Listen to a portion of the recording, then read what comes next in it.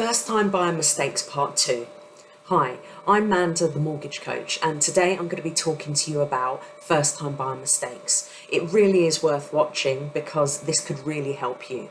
It's either things I've experienced myself or things that my clients have experienced. So the first thing I wanted to talk to you about is what a chain is. So be aware of the chain, and what I mean by that is, as a first time buyer, you're not having to sell somewhere before you buy, so you're not actually holding anybody up. They're not waiting on you, but you will be waiting on people, because for example, if you're buying a 1-bed flat, then you're relying on the person who is moving out of that flat into, say, their 2-bed flat, and they're relying on whoever is moving out of that 2-bed flat into the house, and so on and so on and so on. So there can be a chain. So just be aware of that and organise everything accordingly. What I mean for that is, firstly, and this is what a lot of people don't know, it's on exchange that you need your building insurance. So speak to the solicitor, conveyancer, find out the timing of things, and then organise your insurance for that point.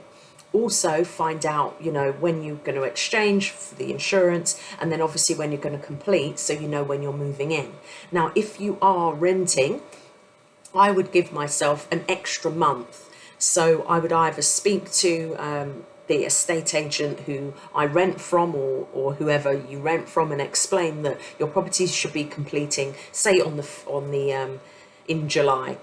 But you're not 100% sure, because, as I say, nothing is guaranteed. Even if you exchange, you're still not 100% sure that you will complete the following week, like it has been told and discussed. So put in some overlap, pay an extra month's rent if you can, or see if you can do it on a week-by-week basis. Explain to them what the situation is and see if they're willing to accommodate you. But what I wouldn't say is move out before you've exchanged or completed, because then you could be without a home for that period of time.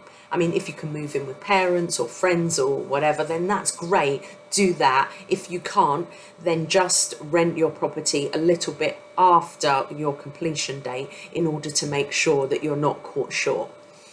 So that's one of the tips. As I said, the other tip is just keep an eye on the chain and ask what's going on with the people that you're buying from, and what's happening with the people that they're buying from, and try and just be aware that that is an issue.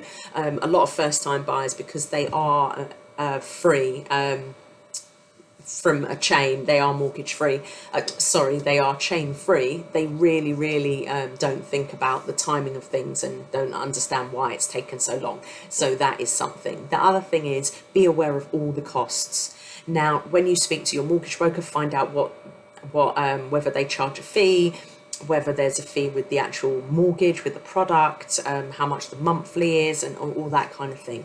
Then when you first have the conversation with your conveyancer solicitor, ask for a list of prices, get a quote, know what roughly the price is going to be. Obviously, their legal fees may change slightly, but things like the searches and things like that you have to do, they will probably be set in stone. If you do have to pay stamp duty, if you are over that 300,000, at this point in time it's 300,000 exempt for first time buyers, that could obviously change. If you are over that, just double check with the solicitor, because you give the money for the stamp duty to the solicitor, and the solicitor pays it on for you when they register your ownership with Land Registry. So ask them, can I just double check what the stamp duty is going to be for this purchase, so they're aware. And then the other thing is the building insurance. You have to make sure that that's on exchange and not on completion. I have mentioned this in other videos, so I hope you're aware of that. But that's something that everybody has been unstuck before. So those are things I just wanted to discuss. Make sure you've got the timing right, so you're not left homeless while you're waiting to move in and get those keys from rental property or whatever you're doing. Make sure you're aware of all the costs. and you get estimates and you factor that in, so you have put it aside, and just double check when you need to pay things so you're not caught short there, and just be aware of the chain.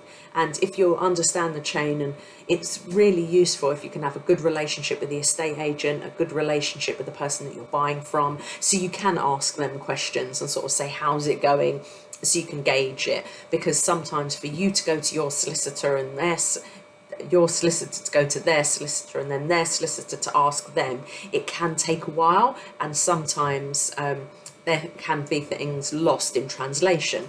So what I would say is just keep on friendly terms with everybody. It's in the estate agent's interest to move it through as quick as possible, because obviously they get commission as soon as the house is sold. Obviously you don't pay the commission, it's the person selling that pays the commission, but it's in their interest to sell that property so they get their commission.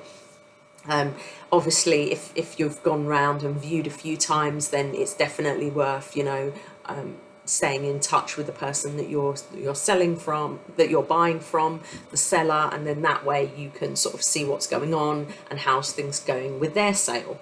Or if you just go round for a view, like I said before, it's really great to pop round there and just measure things up, so you can start ordering, carpet and curtains and things like that, and get yourself organised. And while you're round there, you could just ask them, how's your sale going, what's going on there, and they'll want to talk about it because obviously it's current to both of you, so you can just have a gentle word then. You don't have to ask for their phone number and have that awkward conversation. You can just pop round for measuring up and ask that question. So I would say those are kind of some other mistakes that sometimes happen later on down the line. So not pre-mortgage, but after you've got the mortgage offer, things to bear in mind. So thanks everybody for your time, and I am Amanda at The Mortgage Coach. Thank you.